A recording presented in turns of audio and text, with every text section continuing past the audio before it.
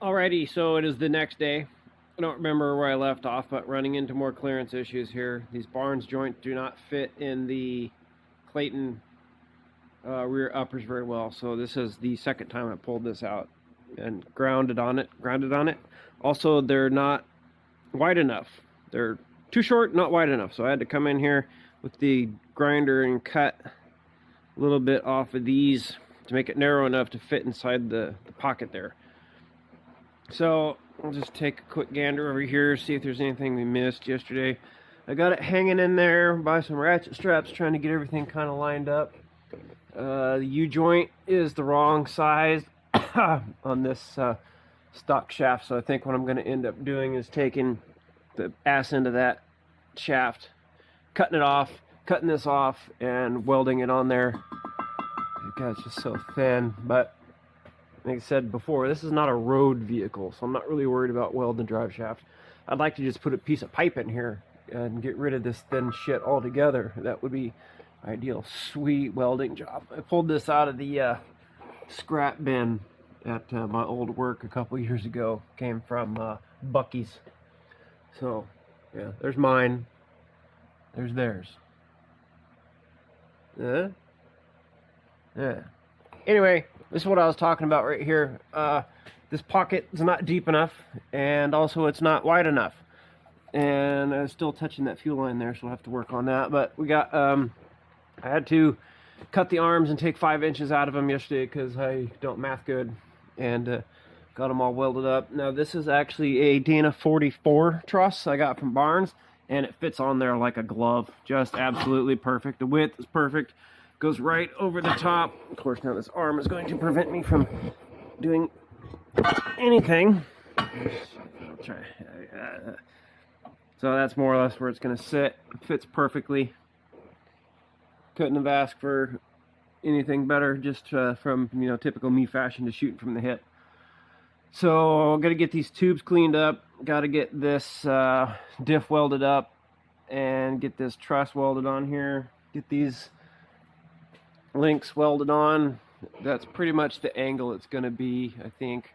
Maybe tilted a little bit more forward, but the next thing I got to work on is these spring perches and the shocks, and then put the brakes on, hopefully. And that's pretty much it. So I guess we'll come back once I get some more progress here.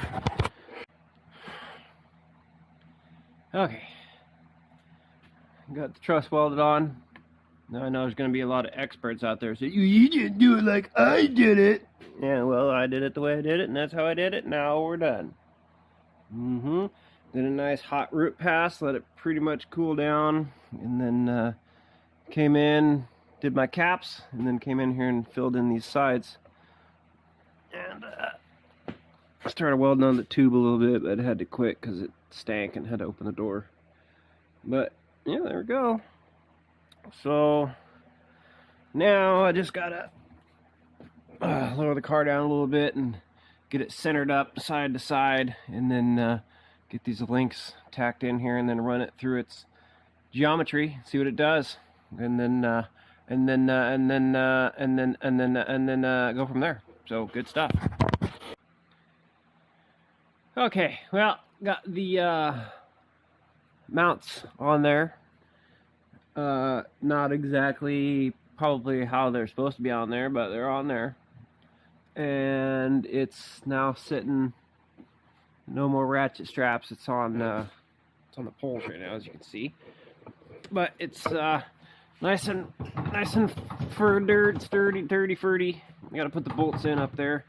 Right now I'm working on figuring out how I'm gonna move these shock mounts back that way. They gotta go about right here. So I think, I don't know what I'm going to do. I might just try and drill out these spot welds maybe, and just take this thing and put it in here, or I might just make something different out of some of these scraps of square tube. I don't know, I haven't quite figured that out. But, oh, I think I just shit my pants. Maybe not. Yeah, it looks good. I haven't spent any time actually fine-tuning it. I still got to put the bolts and nuts on, and this is about where I think it's gonna go for now. I'm gonna move these these things here, these need to go together, something like that. I'm thinking maybe I'll just cut this off here and just rotate it and put it on there. But that's good progress. And the drive shaft, still gonna have to address that. I'm gonna have to lengthen it, I think, because that's just not enough engagement. I don't think I'm happy with that. And I gotta fix this U-joint anyway, so that I think is the next thing on the list after I get these springs, because that's the next thing. I gotta get the springs done, get the shocks done, so I can take these jacks out, so I can actually let the thing hang on its own shock.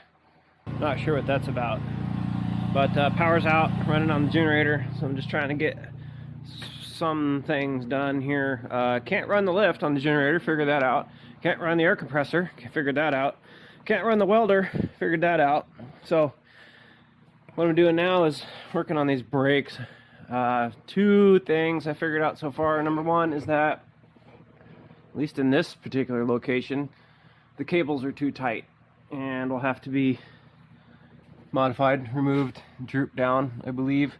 I might just figure out a way to maybe just attach these cables to these upper arms away from the crush zone. Yeah, so looks pretty good. Yeah, had the ratchet strap come loose on me and the axle came out and put a nice hole in my concrete. Pretty excited about that.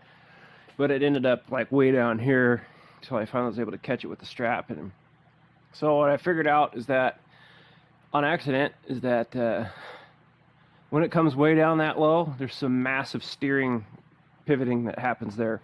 And what happened was that the shock, the axle's twisted so far that the tire actually ran into the shock. If you can imagine that from here, how much of a pivot that would be. But you know, that's not really a problem. I don't think I'm ever going to end up using this much of this travel in this configuration. Maybe down the road when I put that 70 in here, which is what I should be doing right now. Anyway, the brakes, it looks like they're going to fit so far. I can't run the air compressor, so I just put a carbide burr on my drill here, and I've just been kind of going around it a couple times and sticking it on there, but it looks like the holes are going to line up. It looks like it's just going to go right on there. These cables are going to be a little tight, and yes, I want a parking brake on my wheeler. Well, it's almost there. A couple things I had to do. I've been burring on this for a while now. Probably went around it, you know, sometimes. I also had to drill out the holes to 7/16 because the studs on the axle are actually a little bit in from where the Dana 35 brakes are. So I had to drill those out. I don't think that's going to be a problem. It's still pretty close. I'll just, you know, put the bolts on it and call it good. But I got to pull this off of here again because it's just a little bit too tight. There's so much rust around this hub area here because of the drums over the years, but we're getting closer. I'm gonna tap it back off there and go around it a few times, but it looks like this is gonna work.